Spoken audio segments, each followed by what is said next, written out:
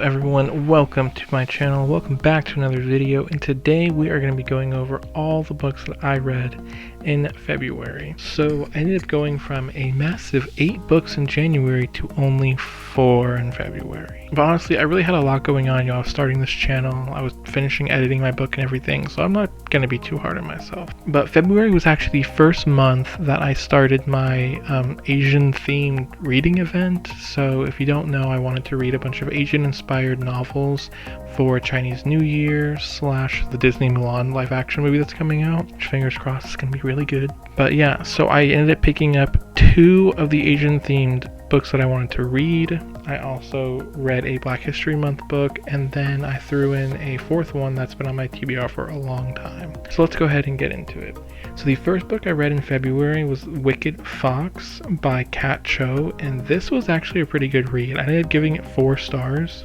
I thought it was really fun. At first I didn't want to be like stereotypical or anything, but it kind of read like a Korean drama, and then I was actually ended up reading some excerpts or some reviews a little bit into the book, and that was, apparently the author's point was for it to be like an Asian drama. So I'm like, hey, you succeeded there. So the plot is, it's a contemporary novel set in Seoul, Korea, but the spirit world, I guess, kind of exists. So like the main character is Gumiho. If I pronounce that right, probably not, but essentially it's a kitsune, or like a fox spirit lady, and basically her and her mom live forever, or can live forever, but she's 17, which is convenient, that's nice.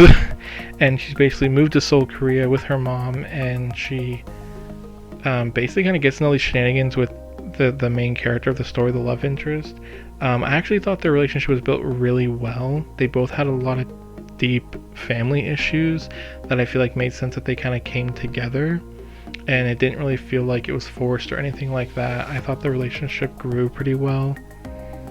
It definitely had some issues around towards the end half. Like, for instance, like, I know that, if I remember correctly, there's these group of friends that they ended up finally all coming together and like being, and I really liked the group of friends, but they kind of drop off towards the end. They kind of just like don't show up anymore, so that was kind of disappointing. But the ending actually still got me. Like, I didn't expect like a twist. I thought it was gonna be really simple, but no, it actually kind of threw me for a loop, and I was like, that's interesting.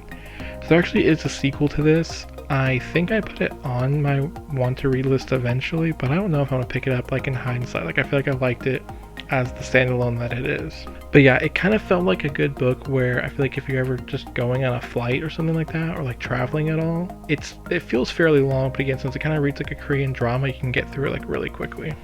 So the book I read after that is The Water Dancer by, I actually cannot pronounce his name at all, so I'm going to put it up on the screen, but this was my Black History Month book that I wanted to read, because I usually don't read for themes. I guess I usually read like summer themed books or winter themed books, but for Black History Month I really wanted to pick up something that fit the time period. So I ended up reading this, and I really liked it. It was really slow, so I actually struggled with this and another book that I'm going to get to where they felt so slow, but I didn't really dislike what I was reading.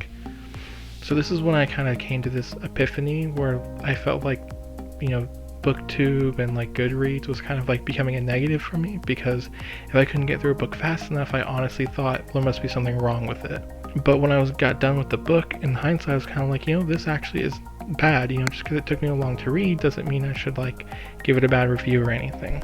But The Water Dancer is a book set in the time where there are still slaves. It's set in Virginia. So what I kind of like about this book is that it sort of sets in a pretty dramatic and terrible time in history, but there is a magic element to it. So it actually does have a power.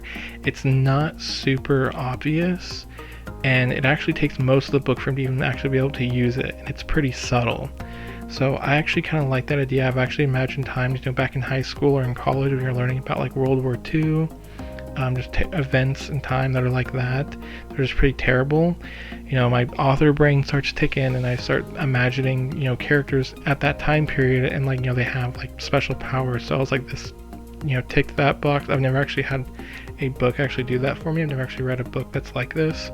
So if you know any others, they're basically like historical fiction books with like like subtle power, like subtle magic to it, definitely let me know, because that sounds really interesting. I did end up actually giving this book a 3 out of 5 stars, which isn't bad, but like I said, it still read kind of slow. The story didn't progress super well, and honestly, the way the characters were developed, like all the side characters, I kind of got lost track of them. Like, I think the worst offense of this is the main love interest. I got her confused with like 2 or 3 other girls. They name all these girls, I don't even know the difference between any of them. And apparently they started this like love, like this romance that I didn't realize even happened. And so later, when he like gets free and escapes, he's talking about how lonely and how depressed he is without her, and I'm like, wait, who are you talking about? Like, when did this even happen? And so it was, for most of the book, I couldn't even latch onto his emotion, because the way that his romance was initially introduced, I completely missed. But besides that, it was still, really deep, really emotional, and like, really interesting. I feel like it really puts you in that time period. So the book I read after that is The Starless Sea by Erin Morgenstern. I'm sure a lot of people have definitely read this book. Definitely check out my review. I did go ahead and make a video review on it. It's my first video review, actually. And I really liked it. Again, as I said, back with my Water Dancer review, it took me a long time to read. Like, literally the entire month of February, it took for me to read this book. But by the end of it, it was just so good. Like, I feel like just because it took me a while, I didn't hold that against the book at all. The Starless Sea is about our main character, Zachary Ezrin Rollins, who basically finds a book that has a short story in it of his life. And basically this kind of sparks him to go on this long journey to possibly discover a world that may or may not exist. And it's essentially just a love letter to readers, to authors, to like lovers of books.